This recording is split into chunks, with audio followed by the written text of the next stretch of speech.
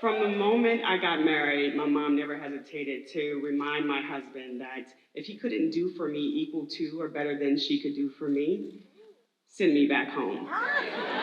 So when I left my husband at 29 years old with three kids under 12, I figured I'm going back home to my mama. I showed up to her doorstep with my kids and luggage, and she's always excited to see me, except she looked down and saw luggage and was confused. And so she held me at bay on the porch until she figured out what was going on. Once she let me in, we spent about an hour kind of talking about why I had left, her disappointment, her trying to make me go back to my husband. I made up my mind, I'm staying. So she decided to let me stay, but not without reminding me about the rules that included chores, not just for me, but for my kids, who she used to call rugrats. She wanted to remind me of the curfew, and she also wanted to remind me that she's a newly married woman, and the quicker that I can make a decision about what I was doing with my life, the better, because I was interrupting some fun time. And apparently, that included her and her husband walking around naked. Didn't want to see that.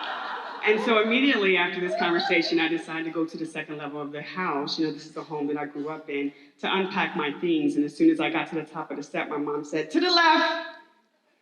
My bedroom was to the right. She said, "Oh, by the way, your room is now my sitting room, so that's not available to you anymore.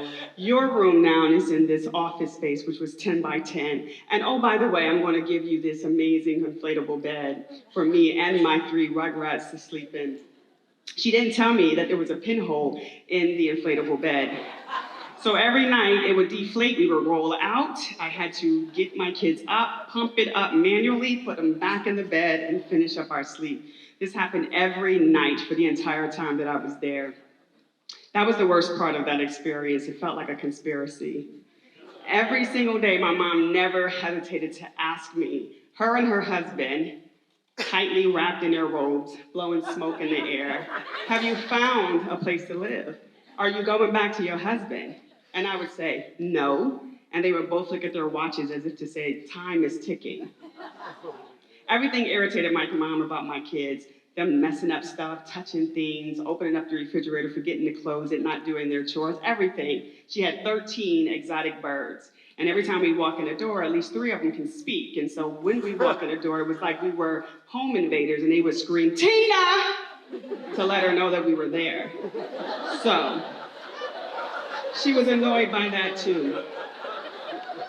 And so one day I decided after work that I was going to take my kids to have a play date because I hadn't had an opportunity to decompress since I got there. And so I spent some time with my friends, and so by the time I got back to the house, the door was locked. My mother said only homeowners get keys. So I'm knocking on the door, she calls me on my phone and says, may I help you, sarcastically. I said, "Could you let me in?" She says, "Do you know what time it is?" I told her what time. She says, "You're past your curfew. Go back to wherever you were." The next morning, I came back home with my kids, got them ready, got them fed, got them, dressed for school, and my mom and her husband, tightly wrapped in their robe, blowing smoke in the air, was just waiting for me to say something. I said nothing. I walked past them, went on about my business. This happened almost every day for 6 months. After about 6 months of that, I finally saved up enough money to get a down payment on a home. I came back to my mom's house. I showed her my freedom papers. I said, "I'm out of here." She was like, "Oh my God, it's so great. You can take the inflatable mattress if you want to." I was so pissed off about that, but I took that shit. I moved to my first home with my kids. I had nothing, nothing, no furniture, no pots, no pans, nothing, but I had my kids. I had a damn key. I had that inflatable mattress. I had my peace of mind, and I knew that it was going to take me about a year to get enough money to get furniture, but I was okay. I was up for the challenge. About 2 weeks after moving into the home, I approached my door, and there was a truck driver outside. The truck driver got out of the car, walked to my door, and said, "I have a delivery for you." And I was like, "Yeah, no, not for me." They verified the address, verified the name, and at that very moment, my mom pulled up with her husband. They get out of the truck, blowing smoke in the air. And she comes up to me and she was like, "I got a gift for you."